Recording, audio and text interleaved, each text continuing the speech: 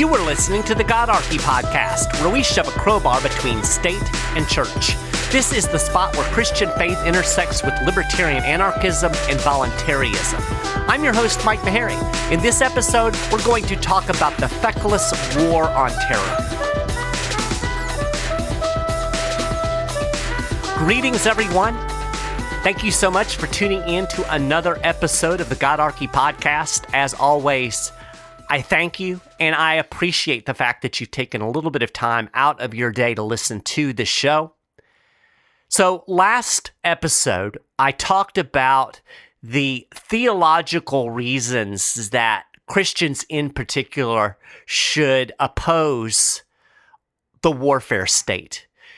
Why followers of the Prince of Peace should not support the nation's wars. And I'm not going to rehash that. You should go back and listen to the last episode if you haven't done it already. But if that doesn't convince you, or perhaps you're not a Christian, and so you're not buying into all of these theological arguments, today we're going to talk about the practical reasons that you should oppose the state's endless and feckless wars. And we're going to do that by talking to my good friend Scott Horton. A lot of you probably know Scott and his work. I could just introduce him as the libertarian foreign policy guru. And Scott has released a new book relatively recently. It came out in January. Enough Already, Time to End the War on Terrorism. What a great name, because it sums up exactly how I feel about this, 20 plus year war that we've been engaged in. Enough already. It's time to end it. It has been an absolute disaster, and Scott's book makes that case as well as anybody could make it. This, like I said, this is the practical reasons we should oppose foreign policy, aggressive interventionist foreign policy such as the United States has been engaged in. And I can't remember, it's been a week or so ago since I recorded the interview, and I might have mentioned this, but I think it bears repeating if I did. The same people that you don't like that are running the domestic policy and the economic policy, these are the same guys that are running the foreign policy.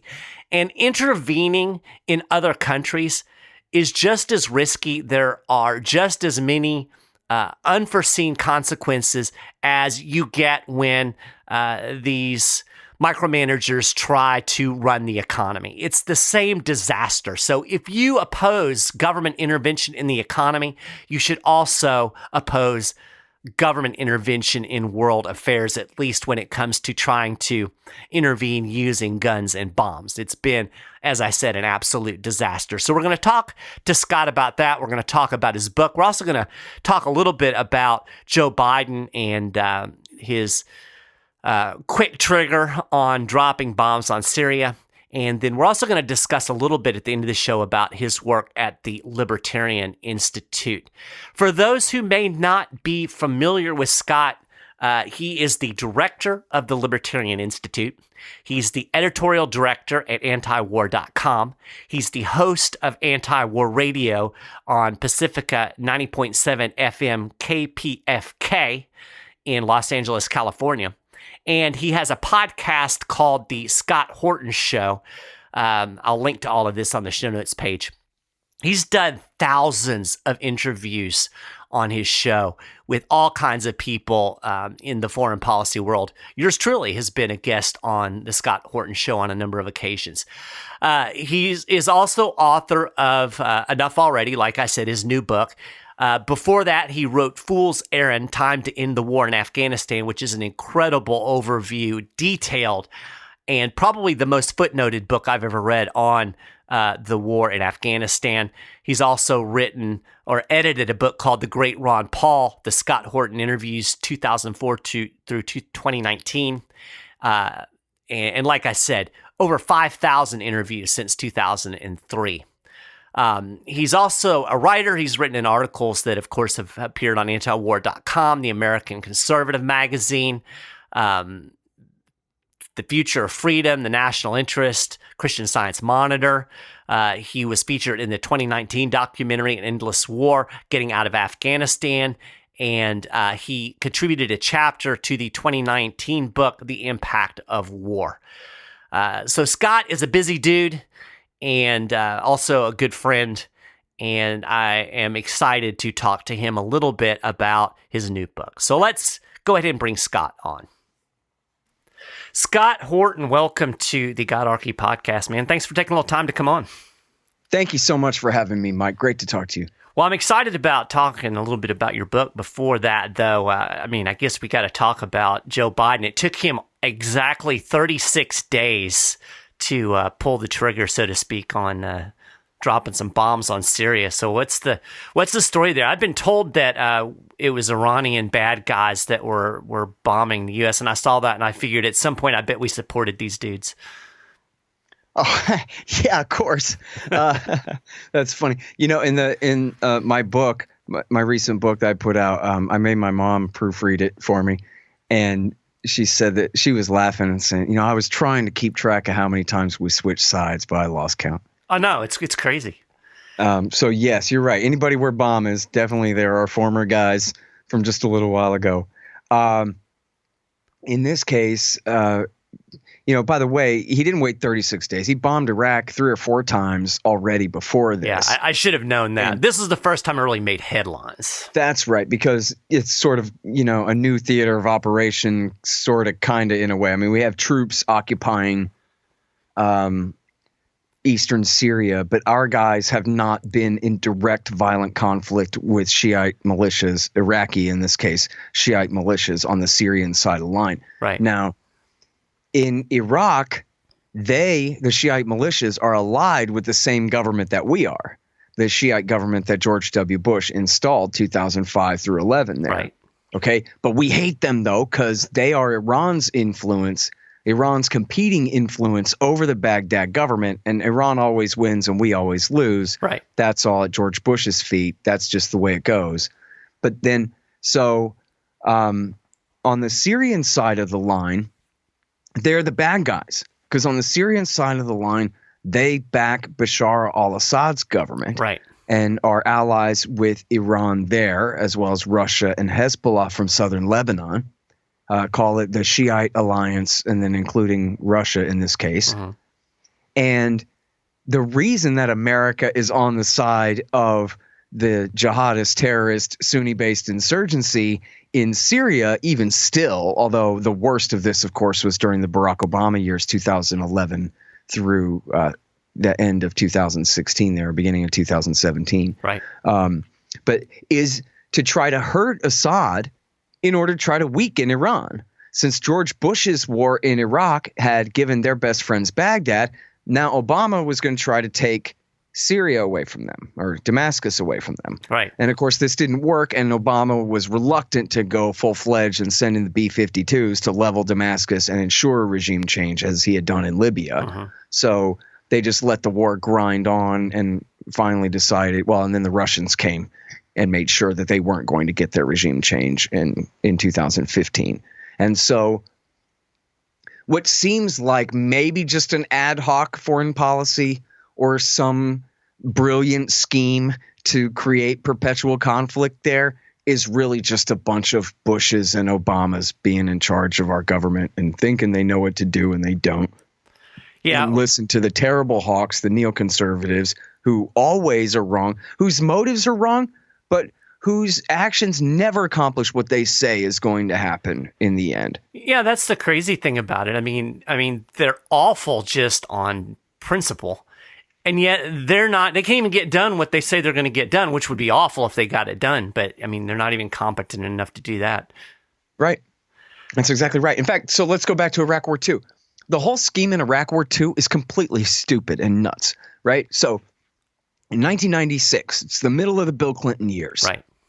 The Bill Clinton years started with the stalemate where H.W. Bush had left off, right? With Hussein's still in power, but America patrolling the no-fly zones over the South from bases in Saudi and all these things, and permanent inspections and sanctions and blockade and low-level war and all of this stuff. So in 1996, the neoconservatives are essentially out of power at that time, except for Jim Woolsey was the CIA director. But the rest of them were essentially Republicans in waiting at the think tanks at the time. Right. And David Wormser, who ended up working directly for Dick Cheney in the W. Bush years, and also Richard Pearl and Douglas Feith, both of whom were in the Pentagon in the W. Bush years, and three of the most powerful and prominent neoconservatives of that era, wrote a paper called A Clean Break, a New Strategy for Securing the Realm. And it was an advice essentially to Benjamin Netanyahu, who was just coming into power in 1996 for his first term there. And what they said was, here's what we want to do. Well, first of all, it has a bunch of stuff about essentially neoliberalism, right? Let's get rid of the socialism and have a more capitalist economy, so we're not so dependent on others. We can be more self-sufficient. So that much at least made sense. But then the rest of it had this completely harebrained scheme for taking control of Iraq. And the end was, we want to weaken Iran's hold over Hezbollah in southern Lebanon. Okay? So what we're going to do is we're going to do some kind of coup or regime change. They weren't really calling for war, but they, or at least subtly maybe, but overtly they weren't calling for war. But they were saying one way or the other, we want to overthrow Saddam and replace him with the king of Jordan, or the cousin of the king of Jordan could come in and be the new Hashemite Sunni king. And I know what you're saying, but isn't the supermajority population of Iraq Shiite Arabs? Right. And might they object and not want to do what a Sunni Hashemite king from Jordan tells them to do? Well, don't worry, writes David Wormser and Richard Pearl and Douglas Feith. We've been assured by our friend, the Iraqi exile Ahmed Chalabi, that because the Hashemites are descendants of Muhammad, the Shiites will just bow down and do whatever they're told and won't be a problem at all. They'll just be extras in our movie, not important. But except that we can use the Shiite clergy in Najaf. Once we have a Hashemite king in Baghdad, we'll have total control over the Shiite clergy in Najaf, and we'll use them to demand that Hezbollah follow their lead, because Shiite Islam was really born in Iraq, not Iran. It spread into Iran from Iraq. So they, could claim a higher religious authority, seize Hezbollah away from Iran, and therefore make them impotent and no longer a threat to Israel, and break the Syrian alliance that is the bridge between Hezbollah in Lebanon and Iran, and lord it over Iran. And get the people of they elaborate in the book about this, Wormser's book, that they will lord it over the people of Iraq. The Shiite supermajority will be so pliant that we'll use them to really gain dominance and influence over Iran that way. So we won't have to have a war in either country. It's just going to all work. Now, that's completely stupid and crazy and wrong, right? Because go ahead. I was just going to say, what could go wrong? Yeah, right. So here's what went wrong. The Hashemites don't have any influence over the Shiites at all. Right. Okay. And much less some kind of like magical authority that would somehow, require and receive total compliance or some kind of thing like that. It's just absolutely not the case. Yeah. That the Ayatollahs rule with that kind of authority.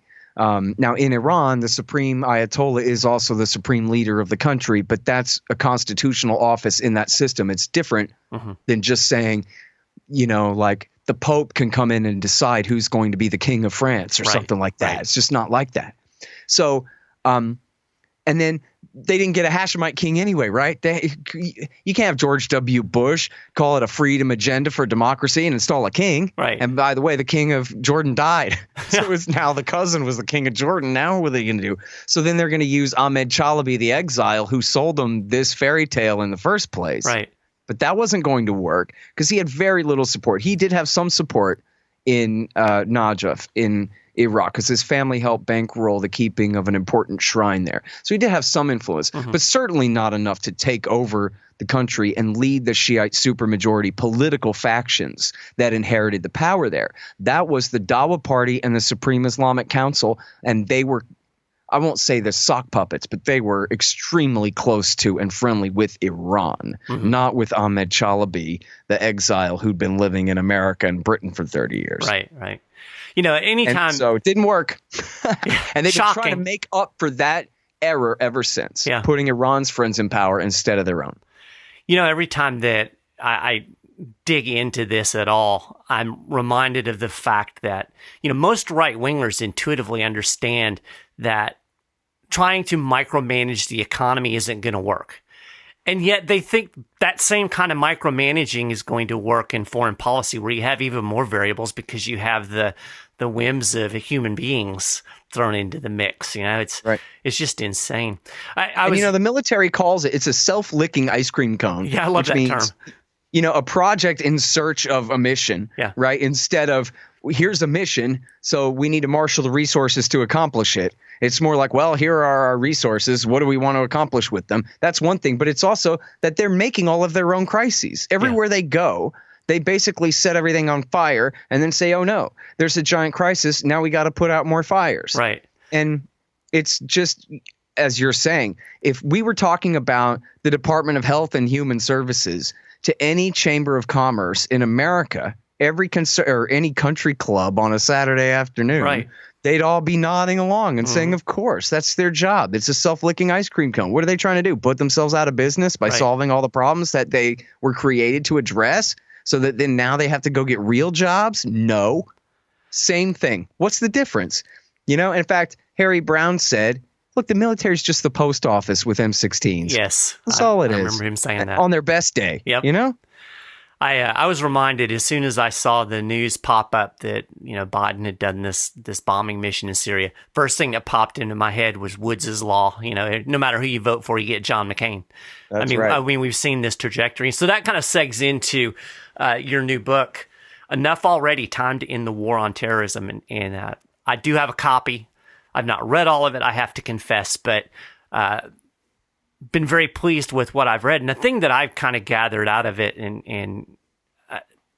is that when you're kind of taking a step back in this book, like Fool's Errand was really focused on Afghanistan. This steps back and you go all the way back to the 1970s and you kind of set the stage, and you really can see how this self-licking ice cream cone has been licking itself over the years and decades.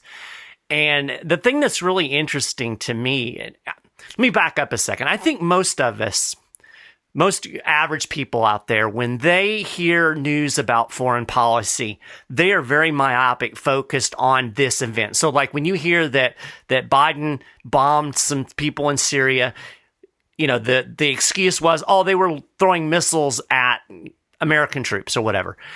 When you hear that, you never get the bigger context. And I think that's really the beauty of this book that you've written, is it gives you that full context where you can step back and you can say, you know what?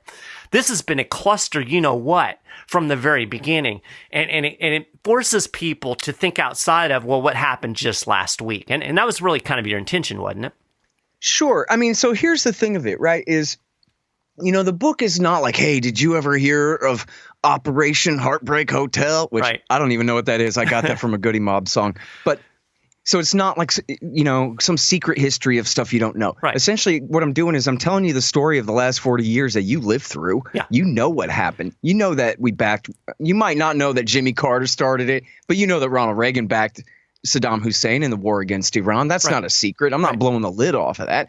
I'm just explaining why Jimmy Carter asked him to do it in the first place, or gave him the green light anyway to do it, why Saddam wanted to do it, and why Carter wanted him to do it. And then I'm explaining how that helped to cause the circumstances leading up to Iraq War I. Right. The Iran-Iraq War did. And at the same time, of course, back in the Mujahideen in Afghanistan, which, again, everybody knows about, Charlie Wilson's War, Rambo 3, and all this stuff. It was quote unquote secret, but it was even well known in the 1980s. I knew about it when I was a little kid. The whole time. I remember. You know? I knew that. Yeah, sure. You know, I remember me and my friend down the street were, you know, all interested in it, even, you know, in the early 80s when we were very young. And anyway, so, and then I explain how, well, you know, we got these situation in the aftermath of Iraq War I where Bush Sr. encouraged the Shiites to rise up, but then he changed his mind. Because the Iranians were coming across the border. So he let Saddam massacre them all. Now this was just double, triple on top of the propaganda that he's Hitler, and that's why we have to go to war to stop him in the first place. So now we can never let him come back in from the cold. We can never say he's just a run-of-the-mill dictator. No, now he's Hitler, so he's got to be completely contained and bombed and sanctioned and embargoed. And this is what turned our terrorists that everybody knew that we backed against the Russians in Afghanistan in the 80s. Yep. This is what turned them against us.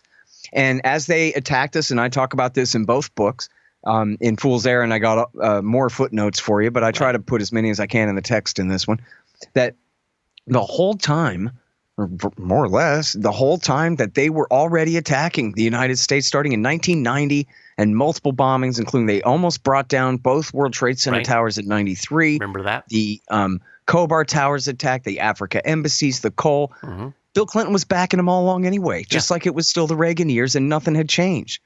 I mean, think about if World Trade Center attack 93 had succeeded and they broke the thing at the base and it tipped over from the bottom, broke at the bottom and tipped over and hit the other tower, and they both fell over at 4 o'clock in the afternoon, right? You're talking like 50,000 dead. Yeah.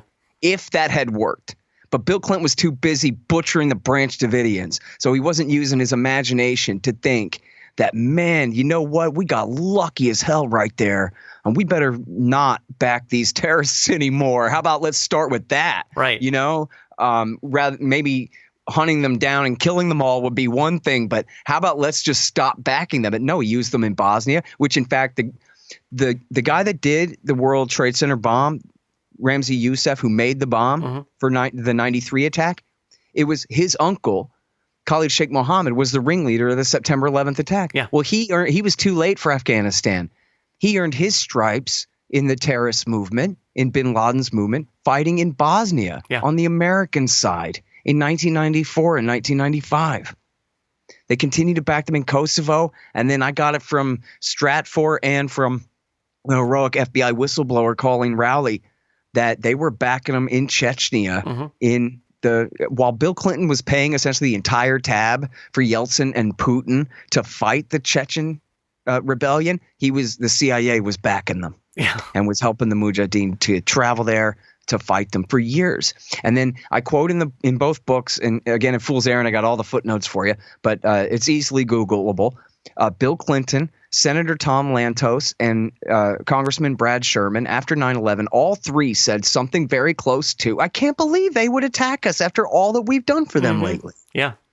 And they thought that they had bought these guys off, but they were still continuing the policies that were provoking them to attack us, especially keeping the troops in the bases in Saudi Arabia and supporting Israel in their merciless violence against the people of Palestine and of southern Lebanon. Yeah. And in fact, the lead hijacker, Mohammed Atta, and his gang that became the Hamburg Cell, who flew 3 out of the 4 planes on September 11th, they were motivated by American support for Israel. Yep.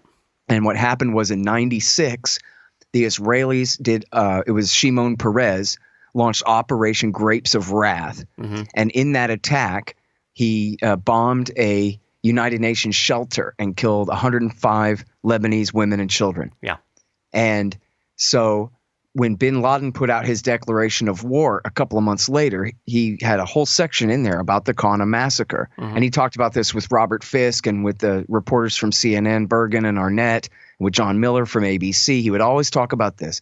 But when his declaration of war came out and he talked about that, Grapes of Wrath and the Qana massacre, that was what made Mohammed Atta and Ramzi bin al-Shibh decide they were going to leave their engineering studies in Germany and they were going to go to Afghanistan to volunteer to join al-Qaeda and to attack the United States, to attack Americans for backing Israel in Lebanon, which most Americans would never understand and which Dan Rather would never explain to you. Right? It's much easier to say, no, they attack us. They hate you because you love your mom, okay? Right. They hate you. The better you are, the more they hate you. That's all you need to know, okay? These aren't our former mercenaries as recently as a few weeks ago who are now turning against us. Right. No, they're devils that came from hell just to attack us for our decency. And so everything we're doing from here on is purely defensive, even when we're starting wars against countries that have absolutely nothing to do with Al-Qaeda, nothing to do with attacking the United States at all. It's still all defensive because, as some idiot put it on Twitter today, it's those guys over there that did the 9/11. Yeah. Right? All of them. And you can define that as broadly as you want, and you could include every single male between Nigeria and the Philippines if you want to. Yep. That touches on something actually I wanted to mention that I found was really interesting. Pretty early in the book, you talk a little bit about the fact that, there's this, this talking point that you'll find out there, and it's really prevalent in evangelical Christian circles that, hey, this is a religious war. These are religious nut jobs who are just so devoted to this religion and the virgins and all of that stuff, and there's no way you can change their mind. And you really lay out the fact that a lot of these folks aren't even particularly religious, that this is very much political. Yeah. And also, I'm certainly not here to deny that bin Laden and Zarqawi and Baghdadi and the leaders of these groups are, hardcore, essentially Salafists. Right. They're essentially, I don't want to lump them all in with Sunnis, but they're not entirely separate from the Sunnis. It's essentially a derivative of Sunni Islam. Right. And if I remember it right, it's I forget now, so the Wahhabists are really hardcore on the original interpretations, right, and the Salafists are really hardcore on living in the past, the ways, focusing on we all of mankind ought to live like the 7th century forever or whatever, that kind of thing. Right. And yet that's just who they are. Right. I mean, that's no different than saying you're a fan of whatever's your favorite ball team. It doesn't tell me why you do what you do necessarily. Right. For example, and I don't know if you know this, I think probably most fundamentalist Christians in America, evangelical Christians, must know this, that through most of American history, evangelical Christians are quietists when it comes to politics. Mm-hmm. It really wasn't until Jimmy Carter really organized the evangelical Christian movement to vote for him when he was the governor of Georgia running for president in the 1970s, that they decided that, listen, you know what, there's so much at stake here, let's get involved. And it was just 4 short years later, they all switched to Ronald Reagan. Yeah. And then came in, with Jerry Falwell, and the entire Christian right-led movement at that time became all Reaganite at that time. But and I'm sure there were different periods in history that I don't know as much about or whatever, but essentially they're quietists about politics because there are people who are very fundamentalist in their beliefs, especially monotheists in the Abrahamic tradition. The idea is this life is just a test to see whether you get to live forever in paradise, in heaven, at the right hand of God, or whether you don't. Right. And so if the Bible says obey your local monarch, and you hear this from Republicans all the time when Republicans are in power, says right there, Romans 13, obey Caesar no matter what. Well, that's what the Quran says too. Yeah. And so that's what most fundamentalist Muslims believe too, is whoever is in charge is in the local authority. God says respect him. So, okay, I have a different hill to die on is the point, right? Mm-hmm. And so why they attack, especially us, not why they attack anybody, but why they attack the United States is because we stand in the way of their local revolutions. Yeah. Right. But see, here's the joke. As we talk now, we're 20 years deep into this stupid thing. Right. And there are now tens of thousands of these guys. And I'm not saying I think they really are capable of overthrowing the government in Saudi Arabia or Egypt probably in the next 100 years. But when this war started, there were only 400 of them. Right. They were in exile on the far side of on the eastern border of Afghanistan and Pakistan. Mm-hmm. In as far as you could get, essentially, if this was a Roman mythology or whatever, that's Hades, right? They're completely banished from all of civilization living out there.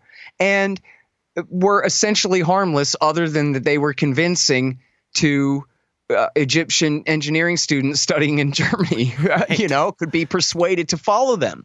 Otherwise, they were essentially completely inert out there. And so America, and I tell the story in both books, but especially in the first one, Fool's Errand, instead of focusing on let's kill bin Laden right now or capturing that they could have extradited him anyway, but even assuming war, let's just go and get these guys. Let's give them everything we got. We're going to get these guys and then that'll be it. Instead, they diverted almost all their attention to fighting the Taliban. Yeah. At the time bin Laden's getting away, the Delta Force has him cornered, but they have no reinforcements at all.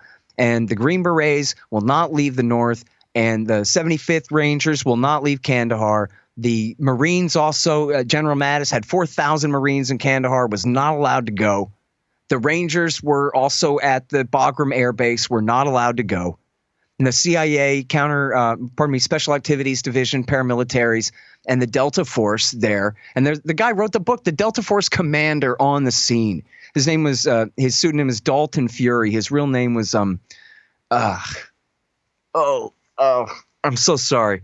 Dalton Fury is the name on the book. It's called Kill Bin Laden. Yeah. I'm sorry, I'm forgetting his real name. But he was the Delta Force commander. And he wrote, we were begging, CIA guy Gary Bernson on Scene also. They begged for reinforcements and were denied and denied and denied. And they took the war essentially to the Taliban that didn't do it, that had tried to warn us about it, and then to everybody else. And so and now, essentially, the point was to drag us in, to bleed us to bankruptcy, as we had helped them to do to the Soviet Union, and force us out the long way and the hard way. So now, if we leave now compared to if we left in 2001, if we left in 2001, there's only 400 of these guys. Right. Like if Bush hadn't responded at all, there's still only 400 of these guys in exile on the Afghan-Pakistan border. What are they going to do? Knock a couple more towers down? You know, if they can hire somebody else to sneak into the country to do it. Right. But now if we quit, which we have to at some point, there are now tens of thousands of these guys. Yeah. And if we let Joe Biden continue to fight them for another 8 years and Kamala Harris for another, let's say Biden's probably going to resign and leave it to Harris. Let's say Harris does 10 years in office. And fights terrorists the whole time. There's going to be more at the end than at the beginning. Right. And it's all, as Stanley McChrystal called it, insurgent math. And it's not just for killing innocents, but killing innocents makes it even worse. But even when you kill fighters, you just rally more fighters to their cause. And when you decapitate the evil leaders, the new guys are always far more dangerous because they've got something to prove. Yeah. And just the whole thing is counterproductive from one end to the other. It could not have been designed as a better self-licking ice cream cone, this war on terrorism. And so then that's the hard part of the book, right, is at the end. And I know that it's somewhat unsatisfying, even to me, at the end of the book, that, look, we can't tie up these loose ends. We just have to quit. Yeah. The government that we have, our security force, it will not provide for our security. They will take bin Laden's side, Zawahiri's side against the Ayatollah every time. Yeah. Okay. They will take Zawahiri's side against the Ayatollah every time. So what are we supposed to do? Continue to hire them to get Zawahiri for us? No, we just can't. We just can't ask them to be our security force in that sense anymore. And then the truth is that if the intervention stops and America is no longer the dominant force in the Middle East, the anti-American terrorism is going to dry up. Right. The states in the region will have that much more incentive to eliminate these guys rather than coddle them and use them for their own purposes. Right. Without America there to help protect them from the consequences of their actions. And, you know, stability is much more likely to break out in the absence of American influence at this point. And then we'll have to settle for not just American cops and spies, but especially the cops and spies of other sovereign governments on the planet to keep these terrorists off of airplanes headed for our country. Right. And keep them the hell out of our country, which, you know, listen, it's a big deal. It really is a big deal that we live in the middle part of North America. And we have two weak and friendly neighbors and two massive oceans. Right. And no nation state in the world could ever threaten us. And no civilians sneaking into the country can get here, certainly from the old world, without being able to get on an airplane. And so we're going to have to settle for basic stuff like that. Have you now or have you ever been a CIA-backed terrorist mercenary in the war in Syria? If the answer is yes, you're not allowed in. Right. So writing this new book, I mean, you've been immersed in this stuff for years in the minutiae. Was there anything that you learned in the process of writing this book that kind of surprised you, or any new insights into the way you look at things? You know what? Not really, because this book is really what I already knew. Yeah. I didn't do all that much full research. I'll tell you one kind of twist, which I could have predicted this. I mean, I probably should have just thought of it in the first place, right? But my great friend said to me, listen, man, you're covering, 13, 14 wars in this thing, whatever it is. You're telling so much of this. You really need to have in mind from the beginning as you're going through this thing what your common themes are, right? What you really want, the thread that connects these stories together for people to understand. Mm-hmm. So part of it is blowback. Part of it is bin Laden's strategy to get America to do all his dirty work for him, to turn the Middle East upside down in ways that benefit their movement. Another one is, of course, benefiting Iran in Iraq War II, and then trying to make up for that by tilting back toward the terrorists since then. Right. And in the sectarian war in the region. And then, all these different things. But then, so what happened was I was just sitting here brainstorming, and I had at the beginning of the article in my draft for a very long time, it just said themes, and I had a list of a few. And then it just turned out this way. Honestly, I didn't think of it this way in the beginning. But it's just, that's how the story goes. That like 70% of this is Israel's fault. Yeah.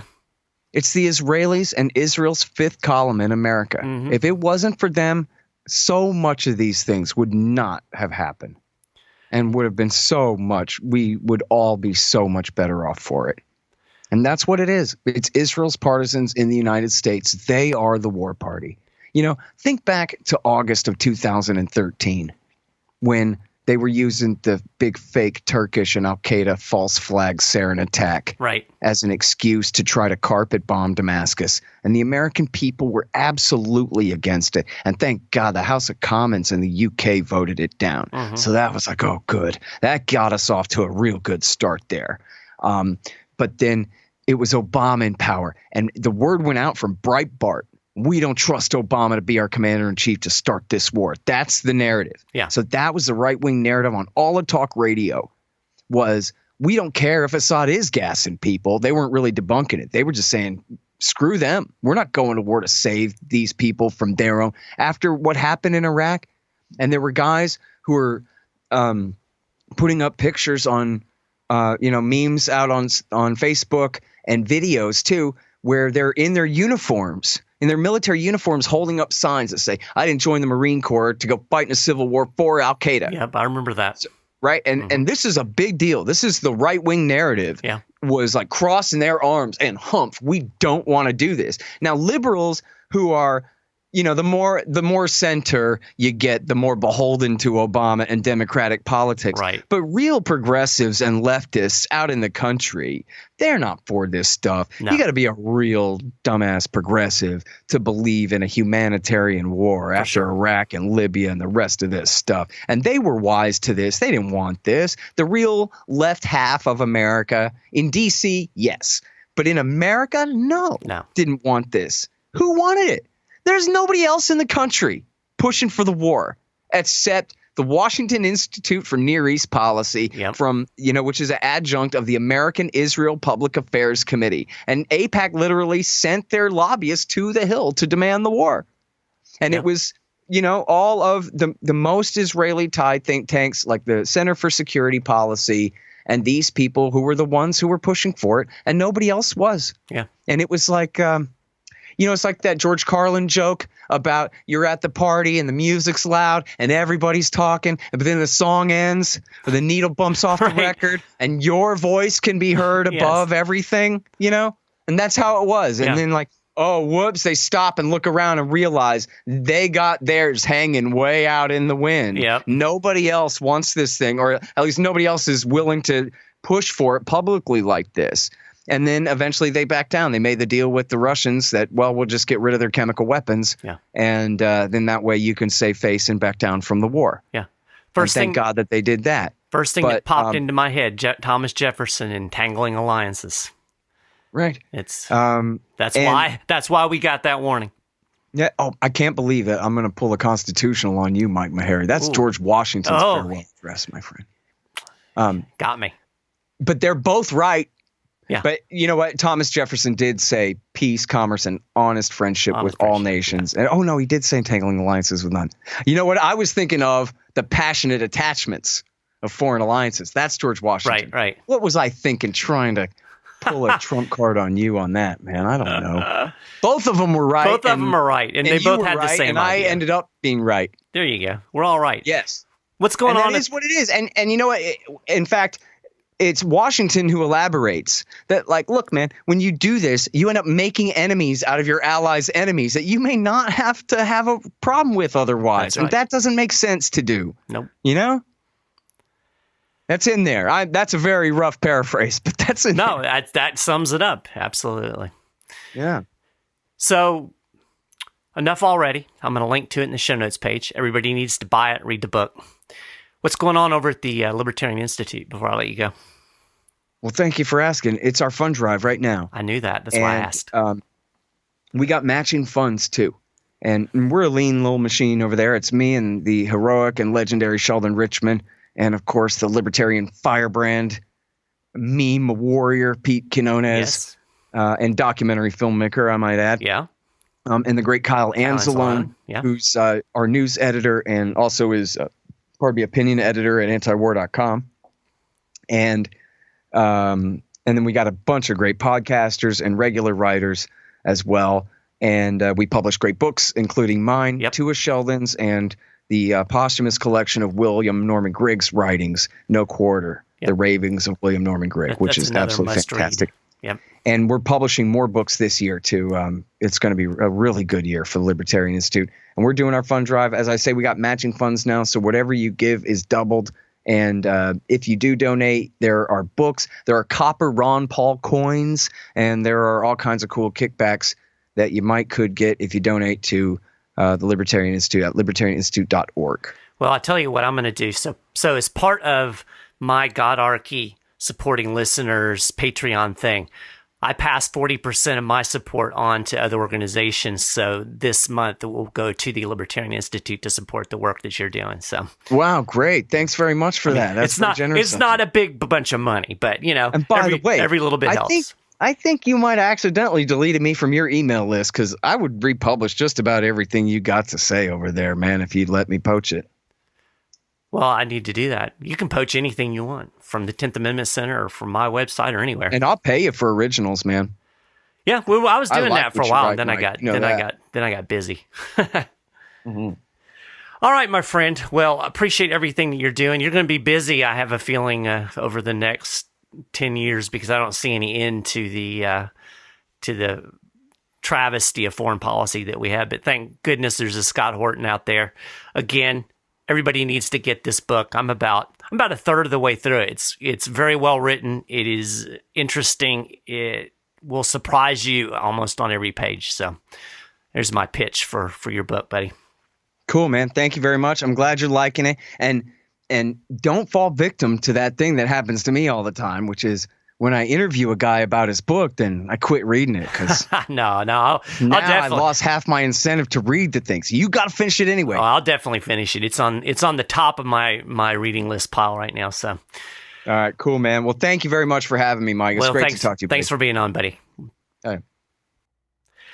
It's always fantastic talking to Scott. I can't emphasize enough. Get this book. I will link to it on the show notes page. As I'm recording this, I've now read about half of it, and it will arm your brain.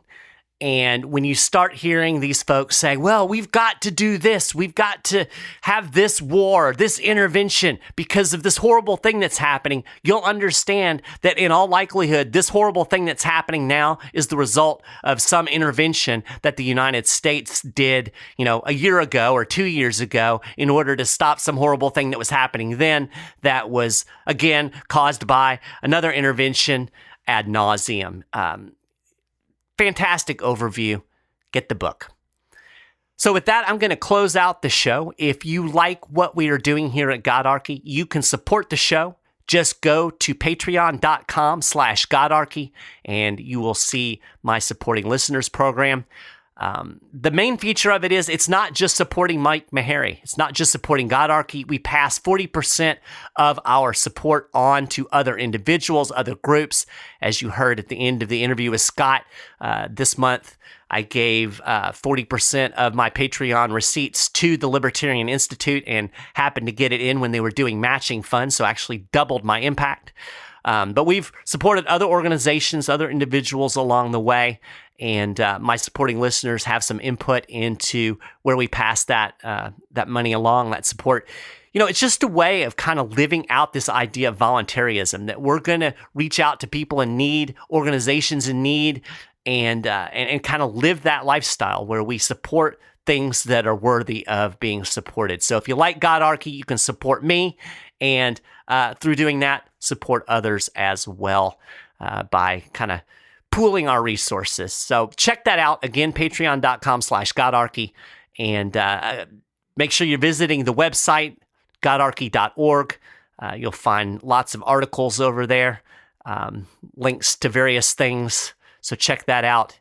And as always, I do appreciate you listening to the show. For the next episode, I'm going to have Karen Ann Carlos, who is the National Secretary of the Libertarian Party. She is also a Christian. So we're going to talk a little bit about her faith and her political philosophy and how those two have evolved together. And we'll also talk a little bit of Libertarian Party stuff. So looking forward to that. Until then, have a wonderful, wonderful couple of weeks. Thanks for listening.